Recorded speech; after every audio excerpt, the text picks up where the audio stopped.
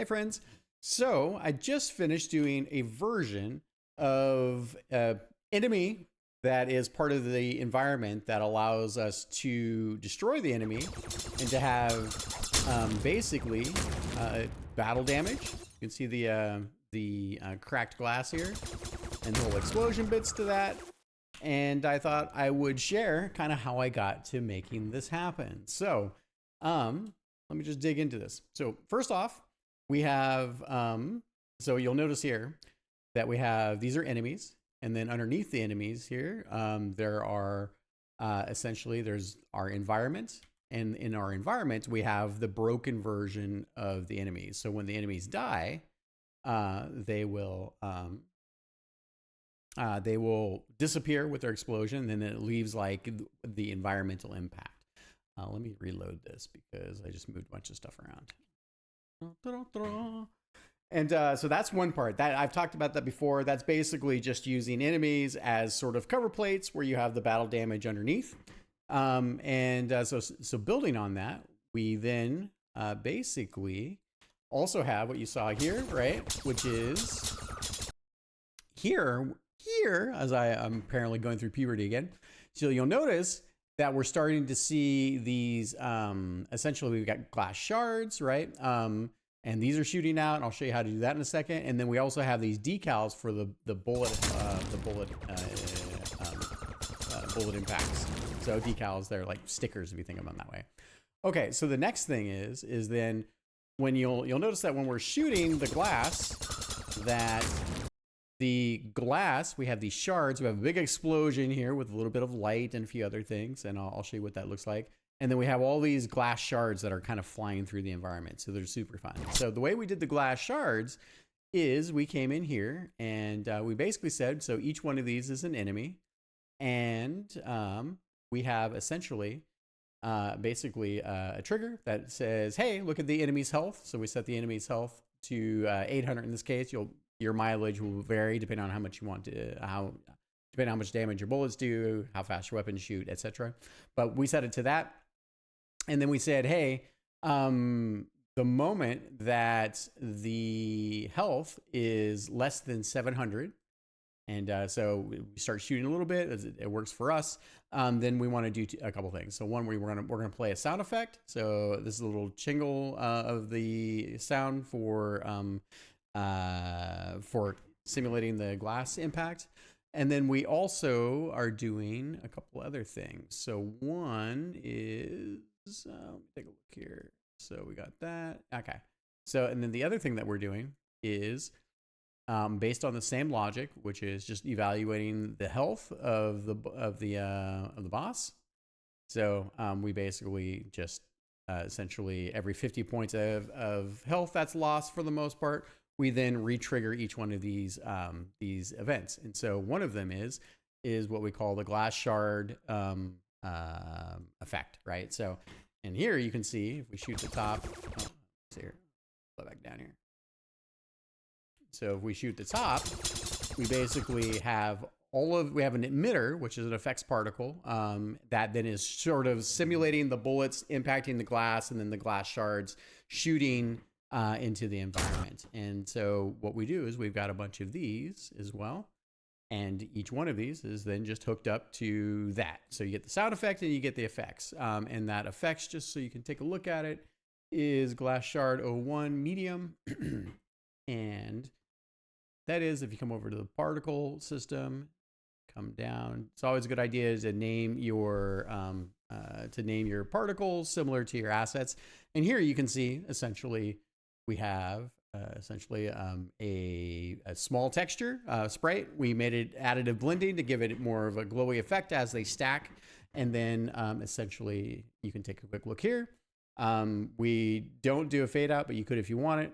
We had added some rotation speed start and ends, and we added some force, 60 force in this case. Depending on the orientation of your own shmup, you will change essentially these values to give you this. And we basically set it up as a, we let in our case, the life min max was 1 second. They don't need to stay on very long. It's better that they're that you don't put very long life to lives on these, because you have a pool of how many particles you can have active at once. The engine does that for you just to keep your frame rate from going badly, or from your frame rate being reduced by having too many particles. And then what we did is in the emitter, we set it to basically 20 max particles. We set it to constant in this case.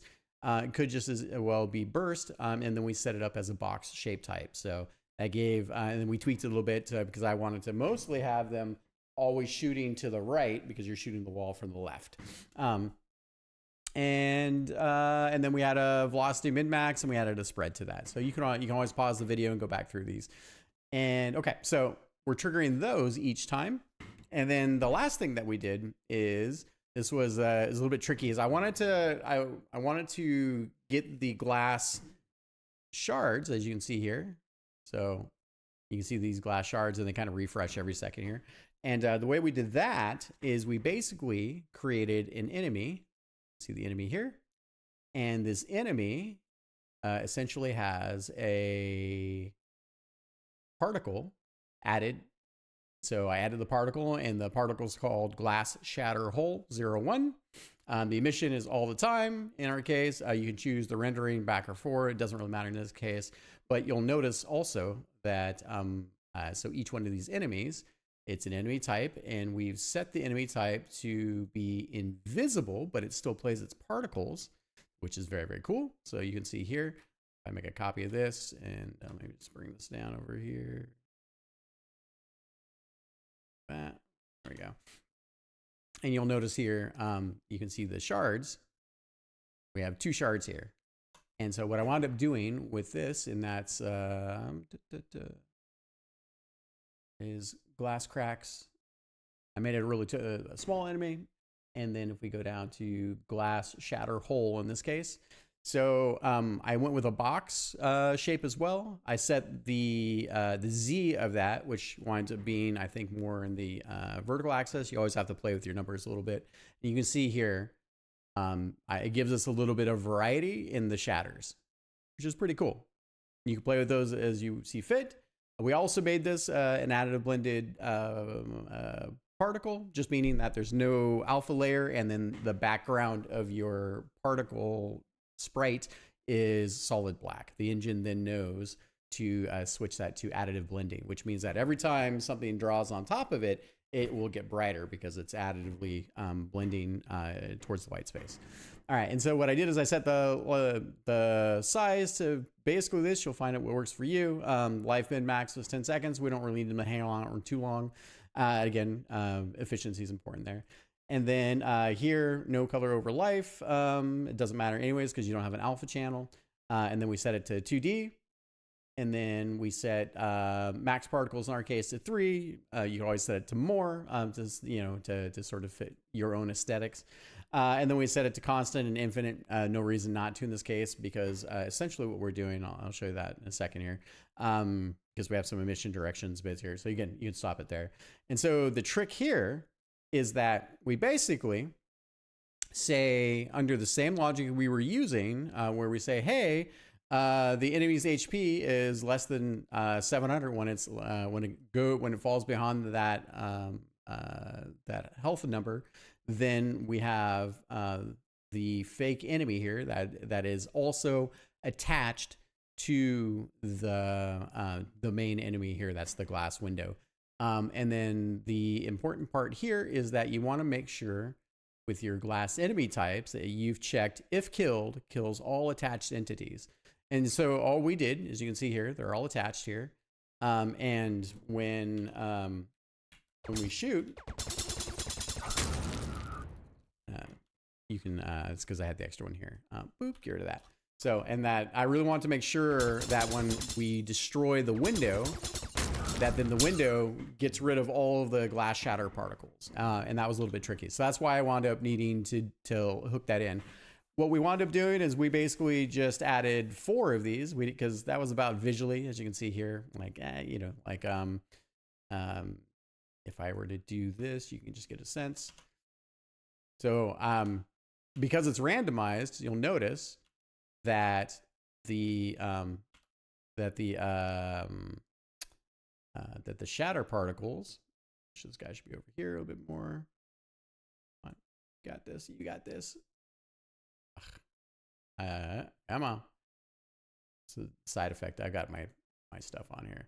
So you'll notice that that the shatter particles then are a little bit randomized. And I just thought that was a nice little touch. A nice little like, hey, it's not exactly the same because it's not really your bullets that are creating, it's the illusion, right? Because you have impact on your bullets.